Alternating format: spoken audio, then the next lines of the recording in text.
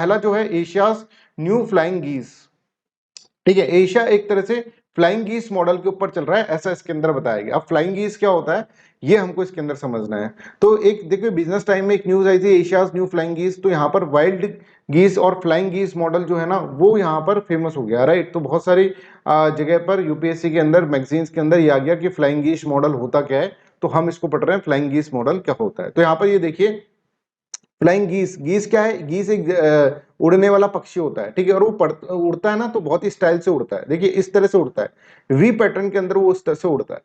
अब यहाँ पर देखो ये गीस है और इसकी अगर आप देखेंगे वी शेप के अंदर बाकी गीस जो है उसके वी शेप के अंदर यहाँ पर लगे हुए हैं। इससे क्या होता है, एक तरह से हवा को काटते हुए ये आगे बढ़ते हैं, है ना, इनको बहुत ईजी बन जाता है और हवा को काटते हुए आगे बढ़ जाएंगे, राइट।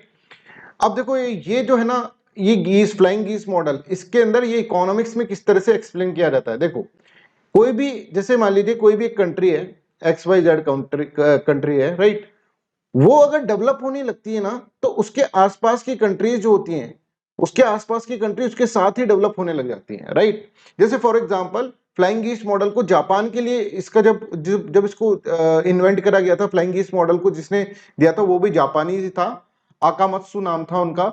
उन्होंने जापान के लिए इस फ्लाइंग गीस मॉडल को यहां पर बताया कि देखा कि ये देखिए ये एक जापान है, जापान ने जैसे जैसे ग्रो करा तो उसके साथ साथ आप देखेंगे साउथ कोरिया ताइवान भी करने लग गया, मलेशिया भी करा, चाइना भी इसके अंदर इस तरह से करने लग गया, इस तरह से हांगकांग, सिंगापुर, इंडोनेशिया ये सभी डेवलप करने लग गए। तो आप यहां पर देखिए जैसे कि गीज जो होता है वी शेप के अंदर उड़ता है, वैसे एक कंट्री अगर डेवलप करते हैं तो उसका रीजन जो होता है उसके आसपास का रीजन होता है वो भी डेवलप करने लग जाता है, that is known as flying geese model.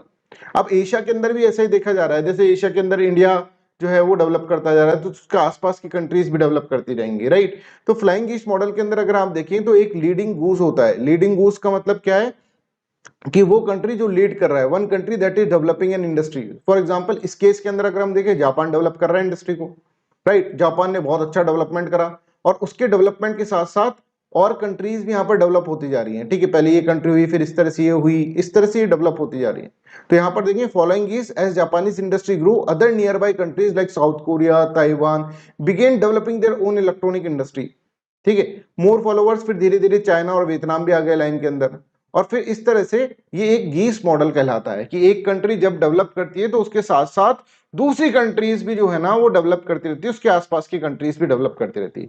इसको मल्टीप्लायर इफेक्ट भी आप बोल सकते हैं कि एक कंट्री की डेवलपमेंट से बहुत सारी कंट्रीज का एक साथ डेवलपमेंट यहाँ पर हो गया, right. I hope this is clear to everyone. तो ऐसे पूछा जा सकता है फ्लाइंग गीस मॉडल क्या है, तो इसके कुछ प्रीलिम्स के पॉइंट हम देख ले। Flying geese pattern of the development was coined originally by Japanese Kaname Akamatsu, ठीक है, तो कनामे अकामत्सु ने क्या करा था, फ्लाइंग गीस मॉडल इसके अंदर इन्वेंट करा था। The world geese flying model is a concept that explain how industry develop and grow in a country and how this growth spread to the other country over a time, ठीक है। तो I hope this is clear to everyone. यहां तक